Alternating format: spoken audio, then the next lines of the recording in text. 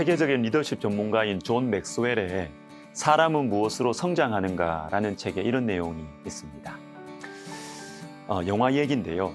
첫 키스만 50번째라는 이 영화 중에 한 남자가 한 여자를 사랑하게 되었어요. 근데 알고 보니까 이 여자는 이튿날, 다음 날이 되면 이 남자를 기억하지 못하는 것입니다. 왜냐하면 1년 전에 자동차 사고를 당했고 그 후에 일어나는 모든 일을 기억하지를 못하기 때문입니다. 사고 나기 전에 있었던 일들만 기억해요. 사고 이후의 일들은 하루가 지나면 잊어버리는 것입니다. 사랑하는 남자도 예외가 아니었어요. 다음 날이 되면 기억하지 못했습니다. 결국 이 여자는 과거에 갇혀서 살아가는 것입니다.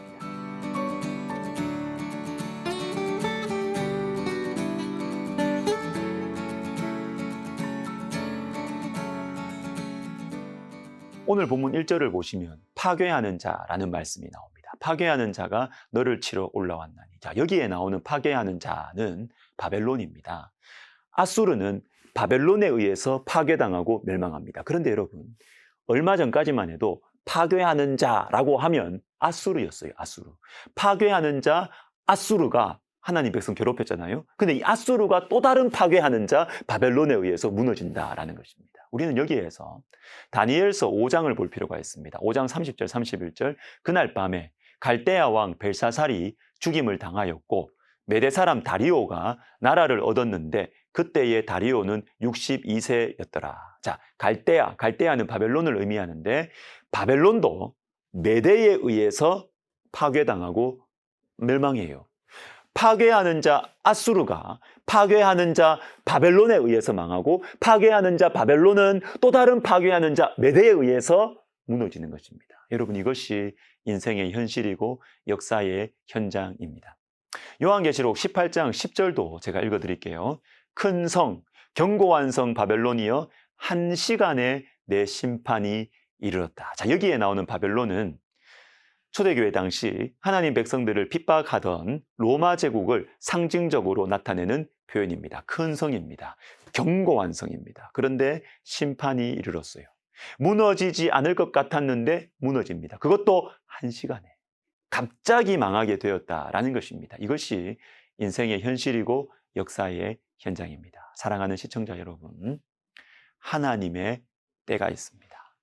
높아질 때가 있으면 낮아질 때가 있고요. 강건할 때가 있으면 약해질 때도 있습니다. 이 사실을 우리가 진심으로 받아들이고 인정한다면 지금보다 조금 더 겸손하고 지금보다 조금 더 친절하고 지금보다 조금 더 지혜로울 수 있을 것입니다. 전도서 3장 11절에 하나님이 모든 것을 지으시되 때를 따라 아름답게 하셨고 또 사람들에게는 영원을 사모하는 마음을 주셨느니라. 그러나 하나님이 하시는 일의 시종을 사람으로 측량할 수 없게 하셨도다. 하나님의 때가 있다는 거예요. 있는데 문제는 우리가 몰라요. 우리가 하나님의 그 때를 알지 못한다라는 것입니다. 그러나 여러분, 분명한 것은 아수르 영원하지 않아요. 바벨론 영원히 강성하지 못해요. 로마도 언젠가는 무너질 것이다 라는 사실입니다. 그럼 어떻게 할까요? 어떻게 할까요? 언젠가는 나도 약해진다. 언젠가는 나도 낮아진다 라는 사실을 아수르와 바벨론과 로마가 알았다면, 아니 저와 여러분이 이 인생의 진실을 정말로 인정하고 안다면 어떤 마음으로 살아야 할까요? 전도서 12장 1절이 그 대답입니다. 너는 청년의 때에 너의 창조주를 기억하라. 곧 곤고한 날이 이르기 전에 나는 아무 낙이 없다고 할 해들이 가깝기 전에. 창조주를 기억하는 것입니다. 우리의 창조주 하나님은 여러분 시간도 창조하셨습니다. 우리가 높아지는 때뿐만 아니라 우리가 낮아지는 그때도 하나님은 아세요. 우리가 강건할 때뿐만 아니라 연약해질 때도 주님은 아세요. 그러므로 이 창조주를 기억하는 것이 가장 중요합니다. 나의 강함을 믿는 대신에 나를 강하게 하시는 하나님을 의지하고 또는 나의 약함에 서글퍼하거나 염려하기보다는 연약함 가운데 하늘의 위로와 지혜를 주시는 하나님을 바라보는 것이 중요합니다. 여기에서 참된 겸손이 나오고 진정한 기도가 나오는 것입니다. 여러분, 현재의 내 모습을 보면서 교만해지거나 다른 사람들을 멸시하는 것은 미련한 것입니다. 아수르를 잊지 마세요. 하룻밤에 무너진 바벨론을 기억하십시오. 한 가지만 더 간단하게 생각해 봅시다. 망하기 직전에도 자신의 현재 상태를 모를 수가 있다라는 것입니다. 조금 전에 본 다니엘서 5장에서 바벨론 왕 벨사살이 죽임을 당하는 그날 무엇을 했는지 아시죠? 예루살렘 성전에서 빼앗아온 성전 그릇에 술을 부어 마셨습니다. 그날에.